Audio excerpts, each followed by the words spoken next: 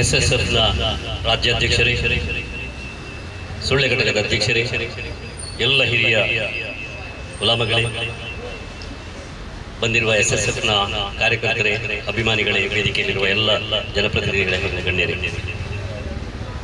ಇಡೀ ದೇಶವೇ ತಲ್ಲಣಗೊಂಡಿರುವಂತಹ ವಿದ್ಯಮಾನದ ಹಿನ್ನೆಲೆಯಲ್ಲಿ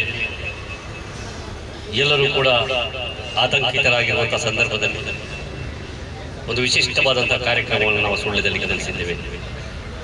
ಈಗಾಗಲೇ ರಾಜ್ಯಾಧ್ಯಕ್ಷರು ಒಂದು ಮಾತನ್ನು ಹೇಳಿದರು. ನಾವು ರಕ್ತವನ್ನು ಸುರಿಯುವವರೆಲ್ಲ ರಕ್ತವನ್ನು ಕೊಡುವರು ಅನ್ನುವಂಥ ಮಾತನ್ನು ಹೇಳಿದರು. ಜೊತೆಗೆ ಹೇಳಿದರು, ಯಾವುದೇ ರೀತಿಯ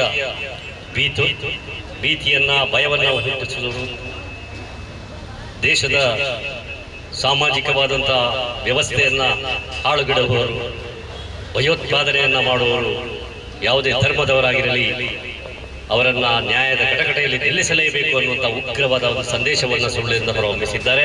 ಯಾವ ದೇಶದಲ್ಲಿ ನಾವೆಲ್ಲ ರಾಷ್ಟ್ರಪಿತನಾಗಿ ನಮಿಸುತ್ತೇವೆ ಅಂತ ಭವ್ಯವಾದಂಥ ಗಾಂಧೀಜಿಯವರ ಒಂದು ಮೂರ್ತಿಯ ಎದುರುಗಡೆ ನಿಂತು ಇಂತಹ ಒಂದು ದಿಟ್ಟವಾದ ಉತ್ತರವನ್ನು ಮತ್ತು ಸಂದೇಶವನ್ನು ಸಮಾಜಕ್ಕೆ ಕೊಟ್ಟಿರುವುದು ಇಡೀ ಸಮುದಾಯಕ್ಕೆ ಒಂದು ಆತ್ಮಸ್ಥೈರ್ಯವನ್ನು ಕೊಟ್ಟಿದೆ ಅಂತ ನಾನು ಅಂದ್ಕೊಳ್ತೇನೆ. ಅದಕ್ಕಾಗಿ ಅಭಿನಂದಿಸ್ತೇನೆ. ಮತ್ತು ಈ ಮಾತು ಪ್ರತಿಯೊಂದು ಕಡೆಯಲ್ಲಿ ಅದು ಪ್ರತಿಧ್ವನಿಸಬೇಕು. ಇವತ್ತು ಅಹಿಂಸೆ ಪರಮ ಧರ್ಮ ಅಂತ ಹೇಳಿದಂಥ ಮಹಾತ್ಮ ಗಾಂಧೀಜಿಯವರ ಪಾದದ ಬಳಿಯಲ್ಲಿ ನಿಂತು ನಾವು ಮಾತನಾಡುತ್ತಿದ್ದೇವೆ. ಈಗಾಗಲೇ ಸುಳ್ಯದ ಘಟಕದ ಅಧ್ಯಕ್ಷರು ಅತ್ಯಂತ ಪವಿತ್ರರಾದಂಥ, ನಮಗೆಲ್ಲರಿಗೂ ಪೂಜ್ಯರಾದಂಥ, ನಡೆದಾಡುವ ಒಂದು ದೇವಮಾನವನಾಗಿ ಕಾಣಿಸಿಕೊಂಡು ಇಡೀ ದೇಶದಲ್ಲಿ ಒಂದು ಅಲೌಕಿಕವಾದ ಕ್ರಾಂತಿಯ ಮೂಲಕ ಸಮಾಜ ಸೇವೆಯನ್ನು ಮಾಡಿ ಅಶಕ್ತರ, ಅವಿದ್ಯಾವಂತರ ಬದುಕಿಗೆ ಒಂದು ಹೊಸ ರೂಪವನ್ನು ಕೊಟ್ಟಂಥ ಜನಾಬ್ ಎ.ಪಿ. ಉಸ್ತಾದ್ ಅವರ ದಿವ್ಯ ದರ್ಶನವನ್ನು ನಾನು ಇಲ್ಲೇ ಅವತ್ತು ಮಾಡಿದ್ದೇನೆ. ಅದ್ಭುತವಾದ ವ್ಯಕ್ತಿತ್ವದಿಂದ, ಅವರ ಚಲನಶೀಲತೆಯಿಂದ ಇಡೀ ದೇಶದ ಉದ್ದಗಲಕ್ಕೂ ಪ್ರಯಾಣಿಸಿ ಬಡವರ, ಅಶಕ್ತರ, ನೊಂದವರ ಎಲ್ಲರ ಜೀವನಕ್ಕೆ ಒಂದು ಮಾರ್ಗದರ್ಶನವನ್ನು ನೀಡಿದವರು ಮತ್ತು ಅನೇಕ ರೀತಿಯ ಕಾರ್ಯಕ್ರಮಗಳು ಕ್ರಾಂತಿಯ ರೂಪದಲ್ಲಿ ಶಿಕ್ಷಣವನ್ನು ನೀಡ್ತಾ ಬಂದವರು. ಅಂಥವರ ಒಂದು ಹಿನ್ನೆಲೆಯಲ್ಲಿ ನೀವೆಲ್ಲ ಪ್ರೇರಿತಗೊಂಡು ಇವತ್ತು ನೀವು ಮಾಡುತ್ತಿರುವಂಥ ಕೆಲಸಗಳನ್ನು ಗಮನಿಸಿದ್ದೇನೆ. ಬಹುಶಃ ರಕ್ತದ ಬಗ್ಗೆ ಮಾತನಾಡುವಾಗ ನನ್ನ ಫೋನ್ನಲ್ಲಿ ರಕ್ತವನ್ನು ಬಯಸಿ ಬ್ಲಡ್ ಬ್ಯಾಂಕಿಗೆ ಹೋಗಿ ಯಾರಾದರೂ ವಿಚಾರಿಸಿದರೆ ನನ್ನಲ್ಲಿರುವಂಥ ಲಿಸ್ಟ್ನಲ್ಲಿ ಇರುವುದೆಲ್ಲ ಎಸ್ಎಸ್ಎಫ್ ಸ್ಟೂಡೆಂಟ್ಸ್. ಇಡೀ ಜಿಲ್ಲೆಯಲ್ಲಿರುವಂಥ ಎಸ್ಎಸ್ಎಫ್ ಸ್ಟೂಡೆಂಟ್ಸ್ಗೆ ನಾನು ಸಂಪರ್ಕ ಮಾಡಿದರೆ ನಮಗೆ ಬೇಕಾದಂಥ ರಕ್ತ ಅದು ಎಷ್ಟೇ ಯೂನಿಟ್ ಆಗಿರಲಿ ಅದು ತಕ್ಷಣದಲ್ಲಿ ಸಿಗ್ತದೆ. ಆ್ಯಂಬ್ಯುಲೆನ್ಸ್ ಅಂತ ಒಂದು ಕೆಲಸವನ್ನು ಇವತ್ತು ಮತ್ತೆ ಪ್ರಾರಂಭಿಸಿದ್ದೀರಿ. ಆ ಆ್ಯಂಬ್ಯುಲೆನ್ಸನ್ನು ಸುಳ್ಯದ ಪ್ರಥಮ ಆ್ಯಂಬ್ಯುಲೆನ್ಸನ್ನು ಒಬ್ಬ ಸುಳ್ಯದ ಸಾಮಾಜಿಕ ಧುರೀಣ ಅಕಾಲಿಕವಾಗಿ ಮರಣ ಹೊಂದಿದ ಸ್ಮಾರಕವಾಗಿ ನಡೆದಾಗ 10 ವರ್ಷಗಳ ಕಾಲ ಅದನ್ನು ವ್ಯವಹಾರವನ್ನು ನೋಡಿದ್ದೇನೆ. ಅದರಲ್ಲಿ ನಷ್ಟ ಲಾಭಗಳಾಗಲೇ ಹೇಳಿದಾಗೆ ಬಿಸ್ನೆಸ್ ಆಗಬಾರ್ದು ಅನ್ನುವಂಥ ಒಂದು ಸೂಚನೆಯನ್ನು ಕೊಟ್ಟರು. ಆ ಬಿಸ್ನೆಸ್ ಆಗಲಿಕ್ಕೆ ಸಾಧ್ಯವೇ ಇಲ್ಲ, ಯಾಕಂದರೆ ಅದು ನಷ್ಟದ ವ್ಯವಹಾರ. ನಾನು ಲಯನ್ಸ್ನಿಂದ ಒಂದು ಆ್ಯಂಬ್ಯುಲೆನ್ಸನ್ನು ಪ್ರಾರಂಭ ಮಾಡಿ ಅನೇಕ ಬಾರಿ ಡ್ರೈವರ್ ಸಿಕ್ಕಿದಾಗ ನಾನೇ ಹೋಗಿದ್ದೇನೆ. ಮಧ್ಯಾಹ್ನ ರಾತ್ರಿ 12 ಗಂಟೆಗೆ ಹೋಗಿ ಆ ವಾಹನವನ್ನು ಓಡಿಸಿದ್ದೇನೆ. 12 ಗಂಟೆ ನಂತರ ಹೋಗಿ ಒಂದು ಮರಣಪಟ್ಟಂಥ ಕಾಡಿನೊಳಗೆ ಆತ್ಮಹತ್ಯೆ ಮಾಡಿದವರು ಪೊಲೀಸರ ಸೂಚನೆ ಮೇರೆಗೆ ಹೋಗಿ ಕರ್ಕೊಂಡು ಬಂದು ಆ ದಿನ ಇಡೀ ನಿದ್ದೆ ಮಾಡಲಿಕ್ಕಾಗದೆ ಆ ಕಷ್ಟವನ್ನು ಅನುಭವಿಸಿದ್ದೇನೆ. ಒಂದು ವ್ಯಾನನ್ನು, ಆ್ಯಂಬ್ಯುಲೆನ್ಸನ್ನು ನಡೆಸುವುದು ಸುಲಭದ ಮಾತಲ್ಲ. ಈ ದೇಶದಲ್ಲಿ ಆ್ಯಂಬ್ಯುಲೆನ್ಸ್ ಬರುವುದಕ್ಕೆ ಚರಿತ್ರೆಯನ್ನು ನೋಡಿದರೆ ನಾನು 1487ರಲ್ಲಿ ಕುದುರೆ ಆ್ಯಂಬ್ಯುಲೆನ್ಸ್ ಪ್ರಾರಂಭ ಆಯಿತು. ಯುದ್ಧದ ಸಂದರ್ಭದಲ್ಲಿ 1830ರ ನಂತರ ವಾಹನಗಳು ಪ್ರಾರಂಭ ಆದವು.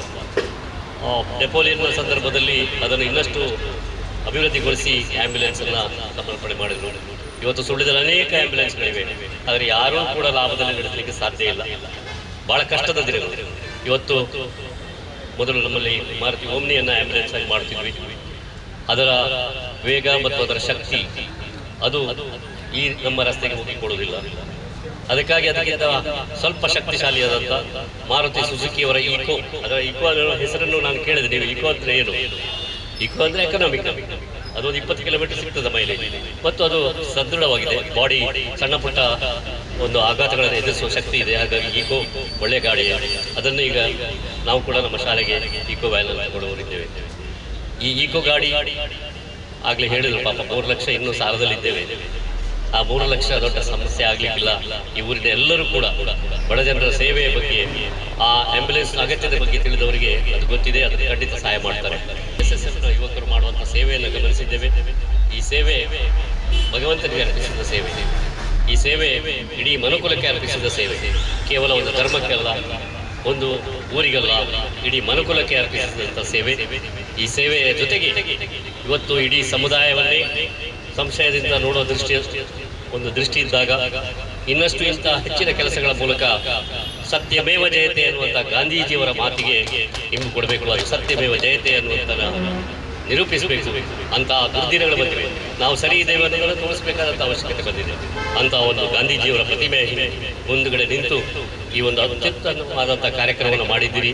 ಆ ಆಂಬ್ಯುಲೆನ್ಸ್ನ ಮೂಲಕ ಜನರ ಬದುಕನ್ನು, ಅವರ ಜೀವವನ್ನು ಉಳಿಸುವುದಕ್ಕೆ ಸಾಧ್ಯವಾಗಲಿ ಮತ್ತು ಅದಕ್ಕೆ ಸಂಬಂಧಿಸಿದಂಥ ಎಲ್ಲ ಕಾರ್ಯಕರ್ತರಿಗೆ ದೇವರಿಗೆ ಇನ್ನಷ್ಟು ಹೆಚ್ಚು ಶಕ್ತಿಯನ್ನು ಕೊಟ್ಟು ಈ ದೇಶದ ಅಭಿವೃದ್ಧಿಯ ಜೊತೆಗೆ ಅವರ ಸಂಪೂರ್ಣವಾದಂತಹ ದೇವರ ಅನುಗ್ರಹಕ್ಕೆ ಅವರು ಪಾತ್ರರಾಗಲಿ ಅಂತ ಹಾರೈಸಿ ಮತ್ತೊಮ್ಮೆ ಇಲ್ಲಿಯ ಎಲ್ಲ ಕಾರ್ಯಕರ್ತರನ್ನ ಹೃತ್ಪೂರ್ವಕವಾಗಿ ಅಭಿನಂದಿಸಿ ಸುಳ್ಯದ ಜನತೆಯ ಪರವಾಗಿ ನಿಮ್ಮನ್ನು ಮುಕ್ತ ಕಟ್ಟದಿಂದ ಶ್ಲಾಘಿಸ್ತೇನೆ. ನಿಮ್ಮ ಇಂಥ ಒಳ್ಳೆಯ ಕೆಲಸಗಳು ಮುಂದುವರಿದು ಆ ಎಲ್ಲ ಕೆಟ್ಟ ಸಂಶಯಗಳನ್ನು ನಿವಾರಿಸುವುದಕ್ಕೆ ಸಾಧ್ಯವಾಗಲಿ ಅಂತ ಹೇಳಿ ಮತ್ತೊಮ್ಮೆ ಅಭಿನಂದಿಸಿ ನನ್ನ ಮಾತನ್ನು ಮುಗಿಸ್ತೇನೆ. ನಮಸ್ಕಾರ.